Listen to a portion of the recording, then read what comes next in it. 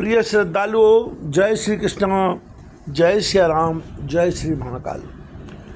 भगवान विश्वामित्र जी के साथ जनकपुरी में पहुँचे हुए हैं। लक्ष्मण जी भी साथ में हैं। भगवान की भेंट सीता जी से होती है और सीता जी के दर्शन होने के पश्चात की जो स्थिति है उसका वर्णन तुलसीदास जी महाराज करते हैं। श्रवण कीजिए।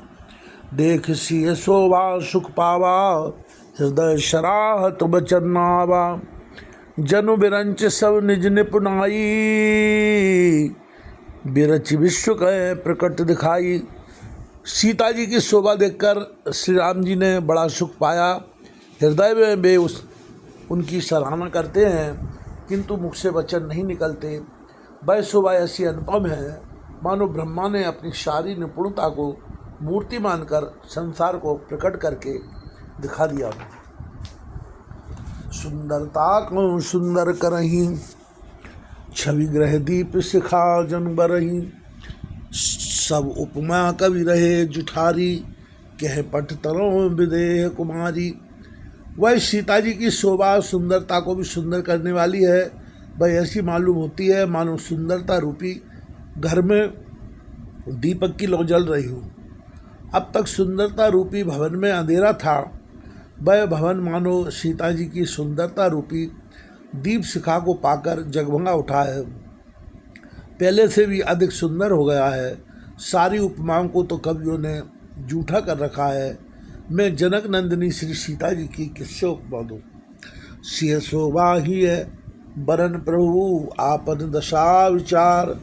बोले सुचिमन अनुज सन बचन समय अनुहार। इस प्रकार हृदय में सीता जी की शोभा का वर्णन करके और अपनी दशा को विचार कर प्रभु श्री रामचंद्र जी पवित्र मन से अपने छोटे भाई लक्ष्मण से समयानुकूल वचन बोले। तात जनक तनि आय सोई, धनुष यज्ञ जय कारण होई। पूजन गौर सखी ले आई, करत प्रकाश फिर फुलवाई। ये तात यह वही जनक जी की कन्या है जिनके लिए धनुष यज्ञ हो रहा है। सखियाँ इन्हें गौरी पूजन के लिए ले आई हैं। यह फुलवाड़ी में प्रकाश करती हुई फिर रही है। जास बिलोक अलौकिक शोभा, सहज पुनीत मोर मन क्षोभा। सो सब कारण जान विधाता, फर कहीं सुभग अंग सुन भ्राता।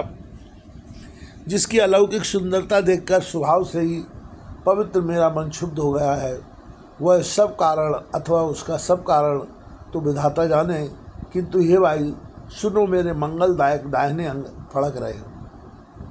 रघुवंशन कर सहज सुवाऊ, मन को पंथ पग धरे न काऊ। मोह अतिशय प्रतीत बन केरी, जय सपने ऊपर नार नहेरी। रघुवंशियों का यह सहज जन्मगत स्वभाव है कि उनका मन कभी कुमार्ग पर नहीं रखता। मुझे तो अपने मन का अत्यंत ही विश्वास है कि जिसने जागृत की कौन कहे, स्वप्न में भी पराई स्त्री पर दृष्टि नहीं डाली है। जिनके लाए नर पुरन पीठी, नहीं पावे पर तिये मनु डीठी। मंगन लाए न जिनके नाही, ते नरवर थोड़े जगमाही।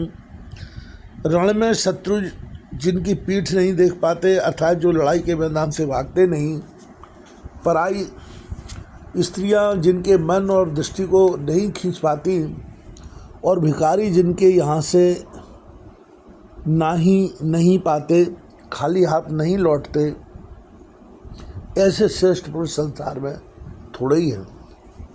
करत बत कहीं अनुज सन, सिय मन सिय रूप लुभान।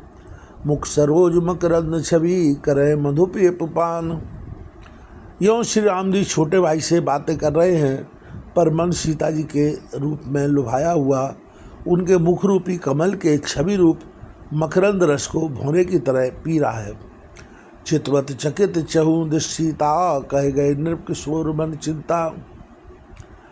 जय बिलोक मृग शावक नैनी, जन तय बरस कमल सुत सैनी। सीता जी चकित होकर चारों ओर देख रही हैं। मन इस बात की चिंता कर रहा है कि राजकुमार कहाँ चले गए। बाल मृग नैनी, मृग के छौने की सी आँख वाली सीता जी जहाँ दृष्टि डालती है, वहाँ मानो श्वेत कमलों की कतार बरस जाती है। लटा ओट देख लता ओट सब सखिन लखाए, श्यामल गौर किशोर सुहाए, देख रूप लोचन ललचाने, हर से जल निज निधि पहचाने। तब सखियों ने लता की ओट में सुंदर श्याम और गौर कुमारों को दिखलाया। उनके रूप को देखकर नेत्र ललचा उठे। वे ऐसे प्रसन्न हुई मानो उन्होंने अपना खजाना पहचान लिया। थके नयन रघुपति छब देखे, पुलकिन हूँ परिहरी निमेशे, अधिक सने दे भय भोरी, शरद ससे जन चितव चकोरी। श्री रघुनाथ जी की छवि देखकर नेत्र चकित निश्चल हो गए। पलकों ने भी गिरना छोड़ दिया। अधिक स्नेह के कारण शरीर बेकाबू हो गया, मानो शरद ऋतु के चंद्रमा को चकोरी बेसुध हुई देख रही हूँ। लोचन मग रामय और आनी, दीने पलक कपाट सयानी, जब सिए सखिन प्रेम बस जानी, कह न सकें कछु बन सकुचानी। नेत्रों के रास्ते श्री राम जी को हृदय में लगाकर चतुर शिरोमणि जानकी जी ने पलकों के किवाड़ लगा दिए, अर्थात नेत्र मूंद कर उनका ध्यान करने लगी। जब सखियों ने सीता जी को प्रेम के बस जाना, तब वे मन में सकुचा गई, कुछ बात कह नहीं सकती थी। लता भवन ते प्रकट हुए, ते अवसर दो भाई, निकसे जनजुग विमल विदु, जलद पटल विल गाय। उसी समय दोनों भाई लता मंडप कुंज ऐसे प्रकट हुए मानो दो निर्मल चंद्रमा बादलों के पर्दे को हटाकर निकले हों। शोभा शिव सुभग दो वीरा, नील पीत जल जाम शरीरा, मोर पंख सिर सोहन नीके, गुच्छ बीच बिच कुसुम कली के। दोनों सुंदर भाई शोभा की सीमा है। उनके शरीर की आभा नीले और पीले कमल की सी है। सिर पर सुंदर मोर पंख सुशोभित है। उनके बीच बीच में फूलों की कलियों के गुच्छे लगे हैं। बाल तिलक श्रम बिंदु सुहाए, श्रवण सुभग भूषण छवि छाए, बिकट बिरकुटी कछ घूंघर वारे, नभ सरोज लोचन रत्नारे।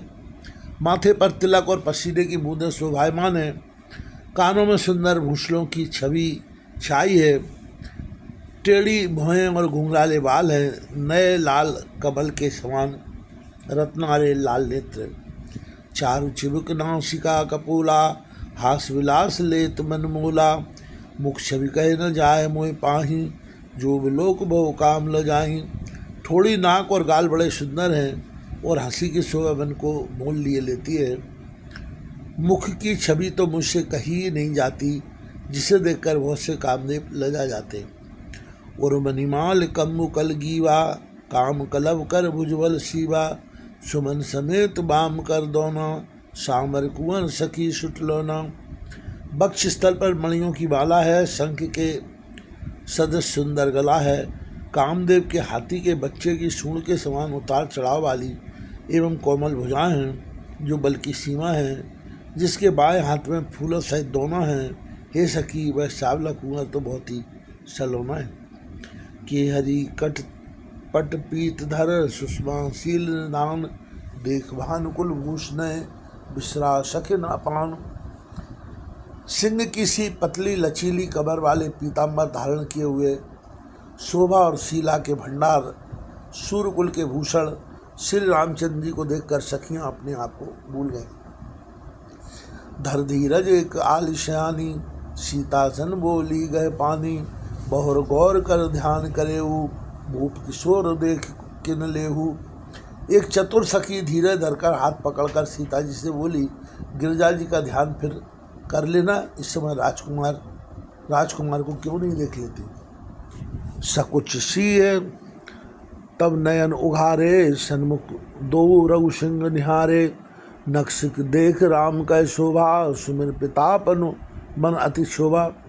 तब सीता जी ने सकचाकर नेत्र खोले और रघुकुल के दोनों सिंहों को अपने सामने खड़े देखा। नक्शे शिखा तक श्री राम जी की शोभा देखकर और फिर पिता का प्रण याद करके उनका मन बहुत क्षुब्ध हो गया।